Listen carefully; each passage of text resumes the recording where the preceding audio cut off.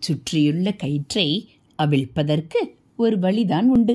எப்படி சுற்றினோமோ அப்படியே மறுபடியும் திருப்பி அவிழ்க்க வேண்டும்.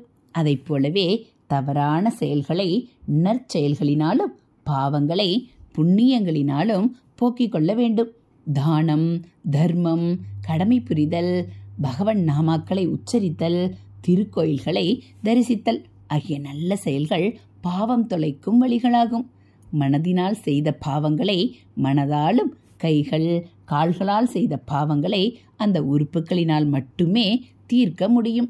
வெளியில் இருந்து வரும் பொருள்களில் தான் மகிழ்ச்சியாக இருப்பதாக எண்ணி அவற்றை சுற்றியே மனிதன் துரத்தி கொண்டு ஓடுகிறான். வெளியில் இருப்பது எதுவும் நம் வசத்தில் இருப்பதல்ல.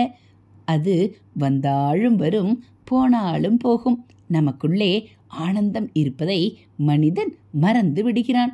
நமக்குள் இருக்கும் மகிழ்ச்சி பெரிய சமுத்திரம் போன்றது. புற உலகில் இருக்கும் இன்பம் அனைத்தும் ஒரு நீர்த்துளி போன்றதுதான்.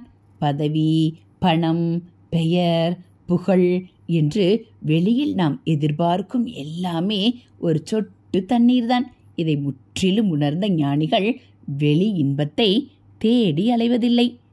ஹரஹர சங்கர, ஜெய ஜெய சங்கர. இது மகா பெரியவா அருள்வாக்கு.